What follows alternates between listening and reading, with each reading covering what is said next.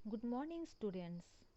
हम हिंदी के क्लास में स्पष्ट भाग 2 से पढ़ेंगे और स्पष्ट भाग 2 में हम अपने पिछली कक्षा में पार्ट 3 बिहारी लिखित दोहे पढ़ रहे थे, जिसमें हमने पहली, दूसरी, तीसरी, चौथी पद पढ़कर समझ चुके हैं कि कवि बिहारी जी हमें अपने पद के माध्यम से, दोहे के पद के माध्यम से क्या बताना चाहते हैं। तो आगे जो बच गया था वे आगे का पद हम पढ़कर समझेंगे। तो हम दोहे की शुरुआत करते हैं।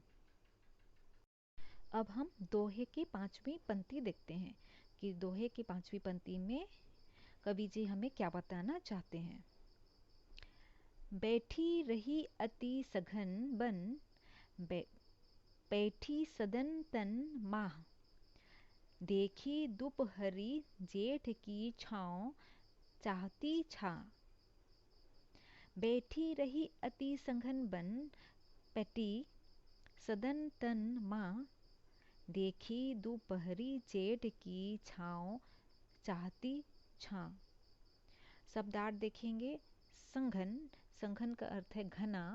बन, वन का अर्थ है जंगल। पैठी, पैठी का अर्थ है घुसना। सदंतन का अर्थ है भवन में। जेठ, जेठ का अर्थ है जून का महीना। छाँव, छाँव छाया भी।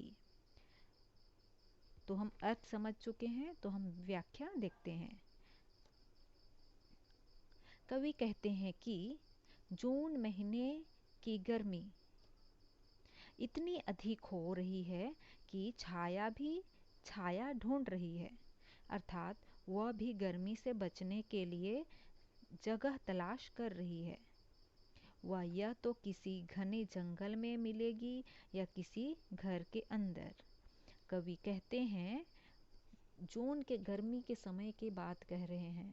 प्रस्तुत पंक्ति के माध्यम से, प्रस्तुत पद में, प्रस्तुत पंक्ति में कवि जी जून के गर्मी के समय के बारे में बताना चाहते हैं और कहते हैं कि जून के महीने की गर्मी इतनी अधिक हो रही है कि छाया भी छाया ढूंढ रही है, कि छाया को भी ज़्यादा गर्मी लग रही है, इसलिए छाया का भी कुछ काम नहीं हो रहा है और छाया भी छाया ढूंढने में लगी है, अर्थात वह भी गर्मी से बचने के लिए जगह की तलाश कर रही है। वह यह तो किसी घने जंगल में मिलेगी या किसी घर के अंदर ही मिलेगी। तो आगे हम देखेंगे अगली पंक्ति।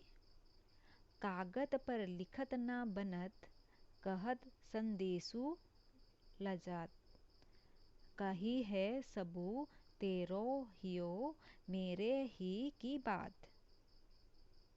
कागत पर लिखत ना बनत, कहत संदेशु लजात, कही है सबू तेरो ही हो, मेरे हिया की बात। तो अर्थ देखते हैं। कागज का अर्थ है कागज। लिखत ना बनत, लिखा नहीं जाता। संदेशु, संदेश। लजात, लज्जा आना। कही है, कह देगा। हिय, हृदय, हिय है हृदय को कहा गया है। तो हम प्रस्तुत पंक्ति के व्याख्या देखते हैं कि कवि जी हमें प्रस्तुत पंक्ति के माध्यम से क्या कहना चाहते हैं।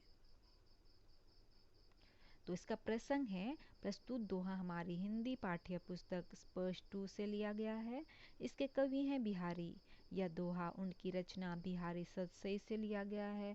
इसमें कवि ने एक नायिका की विरह दशा का वर्णन किया है। तो इसके व्याख्या हैं। कवि कहते हैं कि नायिका अपनी विरह की पीड़ा को कागज पर नहीं लिख पा रही है और कह रही है कि संदेश भेजने में उसे शर्म आ रही है। वह नायक से कहती है कि तुम अपने हृदय से पूछ लो, वह मेरे हृदय की बात जानना चाहती है, अर्थात तुम मेरी विरह दशा से भली भांति परिचित होगी।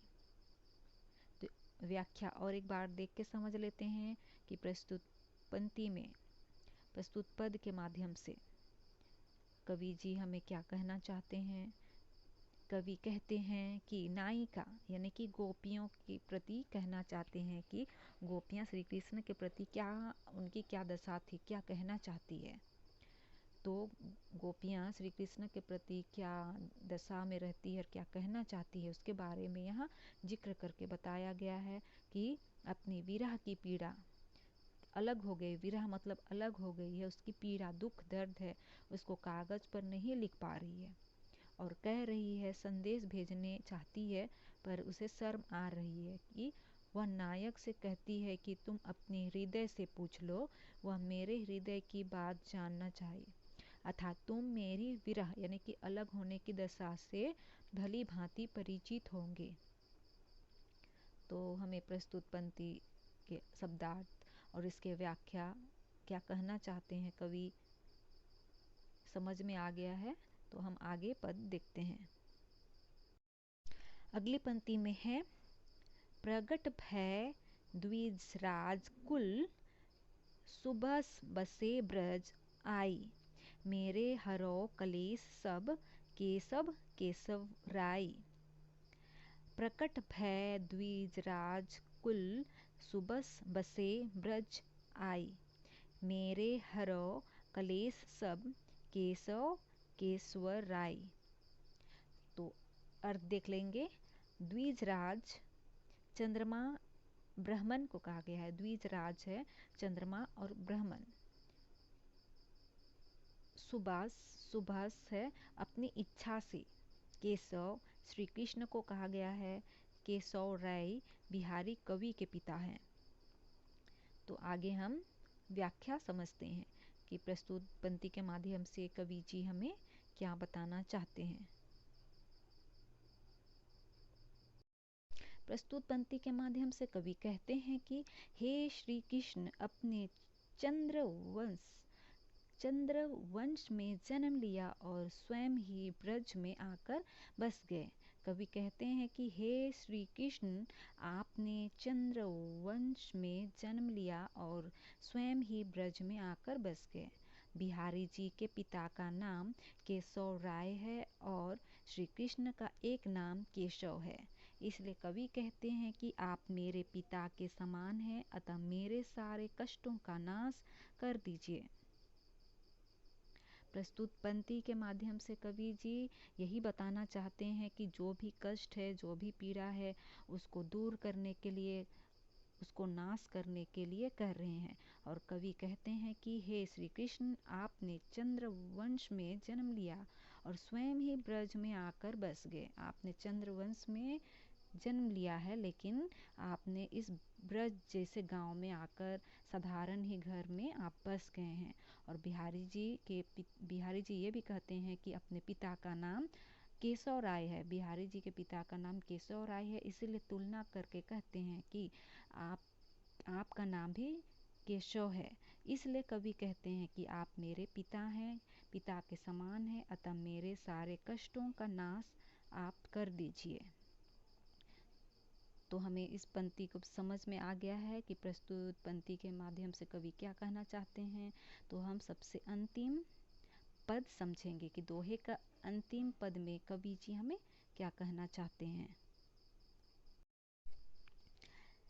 सबसे अंतिम पद देखते हैं। जब माला छपै तिलक सरै ना एको कमु, मन कंचै नाचै वृथा, साचै रचै रामो।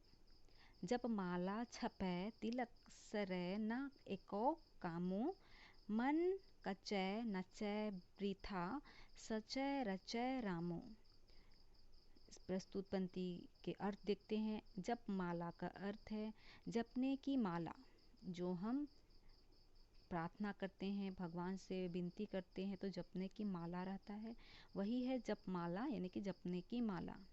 सैर पूरा होना, मन कच्चा कच्चा मन बिना सच्ची भक्ति वाला, बिथा बेकार में, सचय सच्ची भक्ति वाला, रचय प्रसन्न होना। तो हमें शब्दार्थ समझ में आ गया है। अब हम प्रस्तुत पंक्ति का व्याख्या देखते हैं। कवि कहते हैं कि केवल ईश्वर के नाम की माला जपने से, ईश्वर नाम लिख लेने से तथा तिलक करने से ईश्वर भक्ति का कार्य पूरा नहीं होता। यदि मन में ईश्वर के लिए विश्वास ना हो तो उसकी भक्ति में नाचना भी व्यर्थ है। इसके विपरीत जो सच्चे मन से ईश्वर भक्ति की प्रार्थना करते हैं, ईश्वर उन्हीं पर प्रसन्न होते हैं। सबसे अंतिम पद में कवि जी हमें यही कहना चाहते हैं, यही बताना चाहते हैं कि हमें ईश्वर की भक्ति करनी है, ईश्वर से प्रार्थना करनी है, तो हमें अपने हृदय से अपनी सच्ची भक्ति और ईश्वर के प्रति सच्ची आस्था के साथ ही करनी चाहिए। हमें ढोंगी के जैसे बनकर करने से कुछ भी नहीं मिल सकता है। और कवि कहते हैं कि केवल ईश्वर के नाम की माला जपने से बस मन में कुछ नहीं रहेगा और भगवान का बस मुंह से नाम लेंगे। ईश्वर का नाम लिखने से तथा तिलक करने से ईश्वर की भक्ति का कार्य पूरा नहीं होता है। यदि मन में ईश्वर के लिए विश्वास ना हो, आस्था ना हो, तो उसकी भक्ति में नाचना भी व्यर्थ है। इसके विपरीत जो सच्ची मन से ईश्वर भक्ति में लगे रहते हैं, ईश्वर उन्हीं पर प्रसन्न होते हैं। यानी कि अगर ईश्वर से हमें प्रार्थना करना है तो हमें सच्ची भक्ति से ही प्रार्थना करना होगा, तभी हमें ईश्वर की प्राप्ति होगी, ईश्वर हमें मिलेंगे। जो सच्ची भक्ति से प्रार्थना करता है, ईश्वर से जो मांगता है उसे ईश्वर जरूर पूरा करते हैं। तो इस तरह हमारा संपूर्ण दोहा यही समाप्त होता है और आप लोगों को संपूर्ण दोहा समझ में आ गई होगी। तो आप सभी शब्दार्थ के साथ सभी पूरा दोहा, संपूर्ण दोहा अपने नोट्स कॉपी में जो मैंने समझाया, जो व्याख्या लिखा हुआ है, इसे लिख के रखिएगा। तो आप सभी को समझ में आ गई होगी।